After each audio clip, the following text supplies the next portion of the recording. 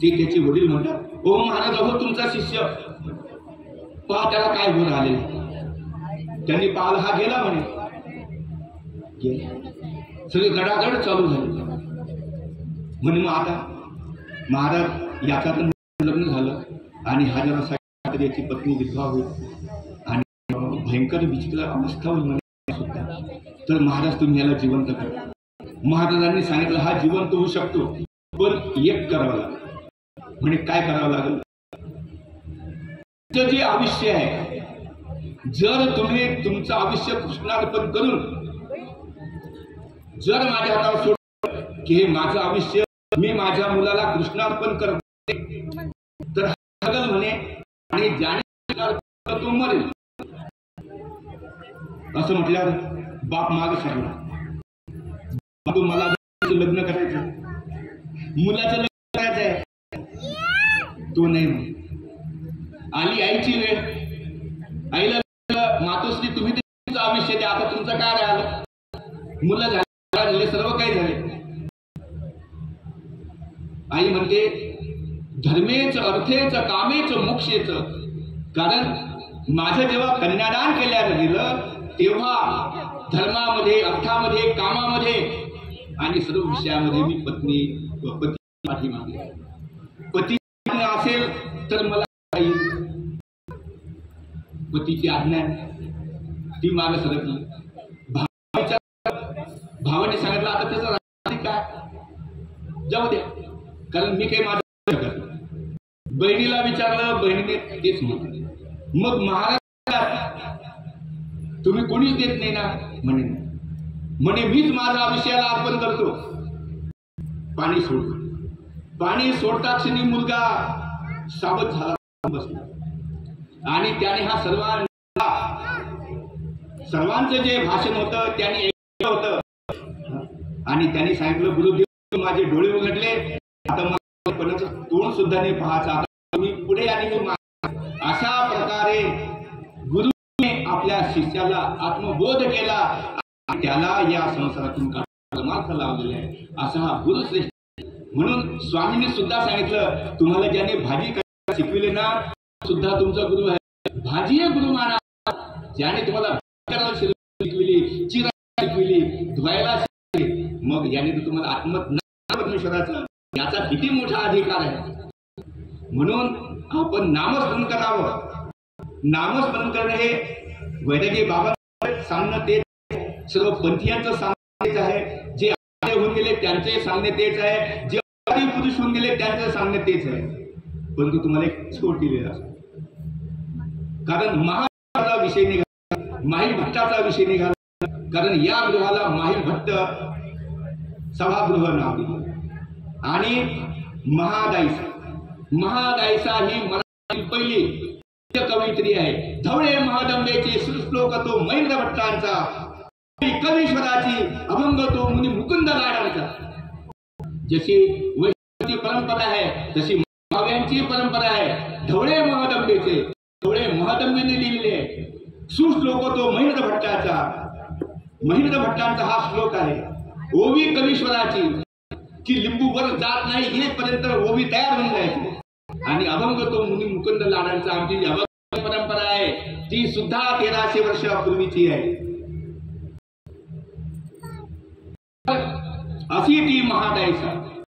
एक वेळा स्वामी सांगितलं की विद्यांचली होती, म्हणजे सातपुड्यामध्ये सातबर्डीला होते आणि सातबर्डीला असताना एका उचाट लावणी टाळी गीत भजने राही. उजाड माळावर माडू नदीच्या काठावर स्वामींचं बसलेले ते जीवांचं चिंतन करीत आणि इतक्यात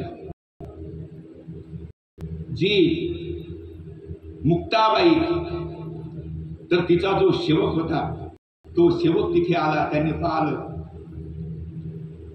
चांपेगोर विशाल नेत्र अजान बाहू लंबकर्ण अशी स्वामींची श्रीमूर्ती त्यांनी पाहिली आणि तो विधल्या गेला. आणि तसंच त्याने सांगितलं बाईला आणि बाईने मग त्याला सांगितलं की तू स्वामींना घेऊन.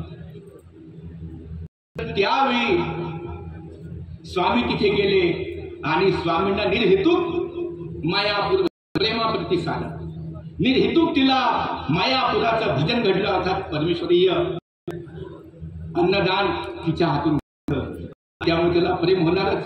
परंतु ते होताना एक दिवस हे सांगताना महादायीने विचारले, जीजी तुम्ही विद्यार्थी होते आणि तुम्ही सांगता की तिथे 16 वर्ष, फक्त मला 10 मिनिटं द्या, फक्त 10 मिनिटं द्या,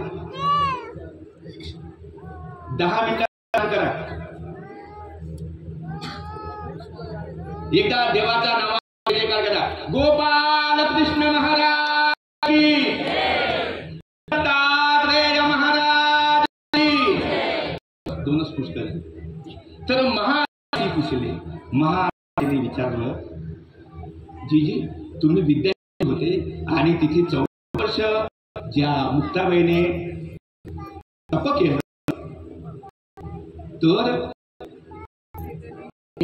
घाबरले काय? ते जर 14 तिथं तपश्चर्या केली तर तिच्या अंगात होतं, तिने गाऊन घातला होता की साडी घातली होती, आणखी काय घातलं होतं? तरी सुद्धा प्रश्न महादायीने स्वागत केला. लीळाचरित्र उच्चक की पहिले महादायी कुशले, त्यावेळी सर्व त्यावेळी स्वामी तिचं वर्णन करतात. इतक्या अल्प शब्दामध्ये स्वामी म्हणतात, बाई कैशी निढा, ती जे बाई होती हा तापस, डोईचे केस भुईशी होती, नखांच्या चुंबड्या होत्या, दात सेवाळलेले, परंतु मुखावरून जे होतं ते प्रतिम होते. तर निढा हाच एक स्वामींनी वापरला की ती तापसी होती. जे केस होते ते केस तिचा काढायचे जेव्हा ती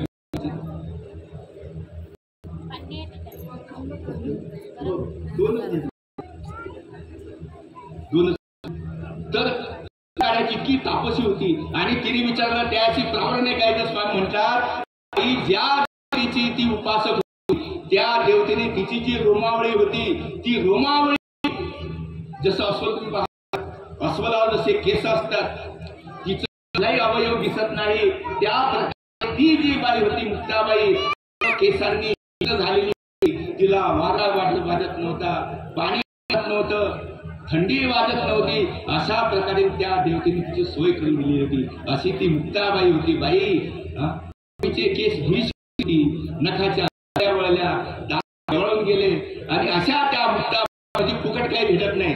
तुम्ही हा विचार सोडून द्या की आता खरमालीत गेलो सगळं भेटलं, नाही, फुकट काहीच भेटत नाही या जगामध्ये. प्रयत्न केल्याशिवाय, कष्ट केल्याशिवाय भेटत नाही. तर तिने 1400 वर्ष तपस्या केली, म्हणून स्वामी आणि तिचा उद्धार झाला. तसाच आपण नामस्मरण आपण आता करावा. संचालकांना आणि सर्वांना या कार्यक्रमाचे मी शुभेच्छा देतो आणि माझे 2 शब्द विराम देतो.